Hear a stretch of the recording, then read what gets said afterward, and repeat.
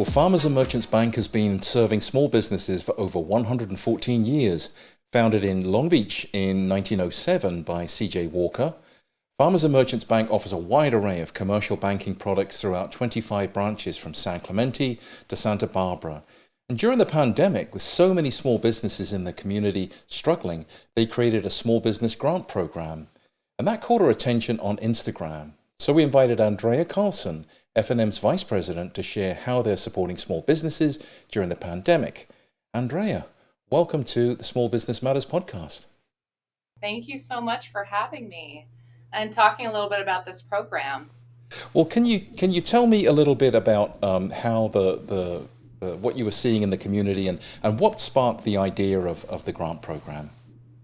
Yeah, there were a lot of small businesses in our community struggling and having to rethink how they do business and adapt to circumstances that were well beyond their control.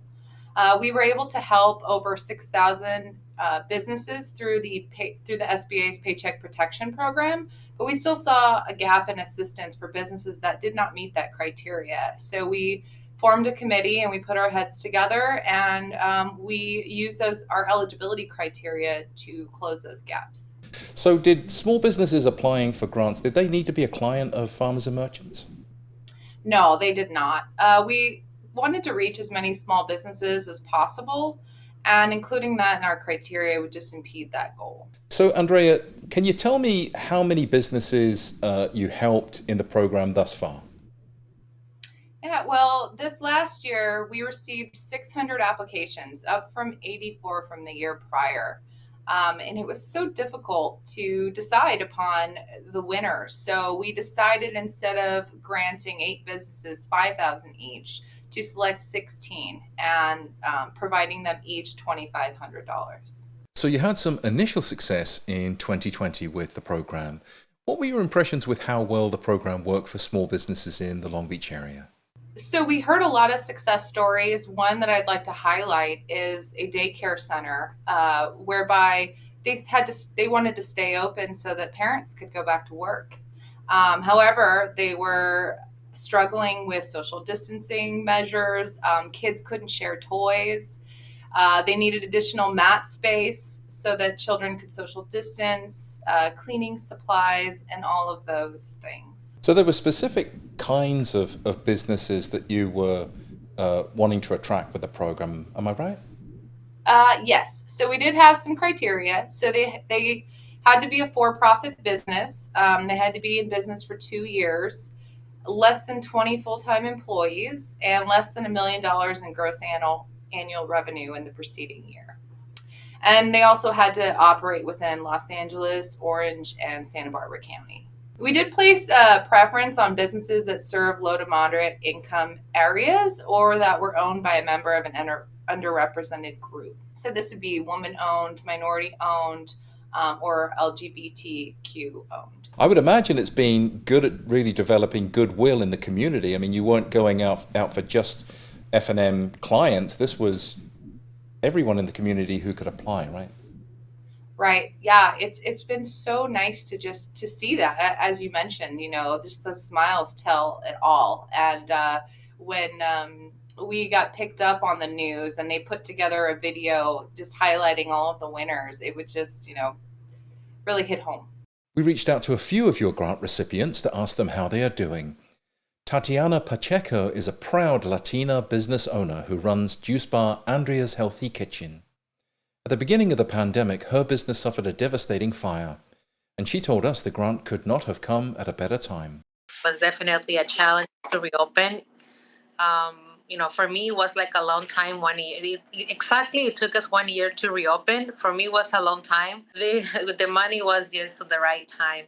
For us, December is the slowest month of the year because we are a juice bar, healthy food here. So December, usually no one is thinking about something healthy. And we were able to keep our staff, working for that month. Omar Hernandez runs Global Urban Strategies, a disabled veteran-owned business specializing in public relations and community engagement for local municipalities. He told us his business cash flow was severely impacted by the pandemic, But the most important thing the grant was able to do is help him retain his staff. So we went from doing very well to now the cash flow completely stopped. So I think the first year of the pandemic, we were just working off of first our cash reserves, and then we were working off of our savings. Our savings went all the way down, but we were able to keep our staff, and which is good, because now people are struggling to go and find good people, and keep them, and we've been able to go and keep our people. Jarla Eaton of On My Own Financial is on a mission to close the racial wealth gap. She started her business prior to the pandemic, offering financial education and estate planning to business owners and families.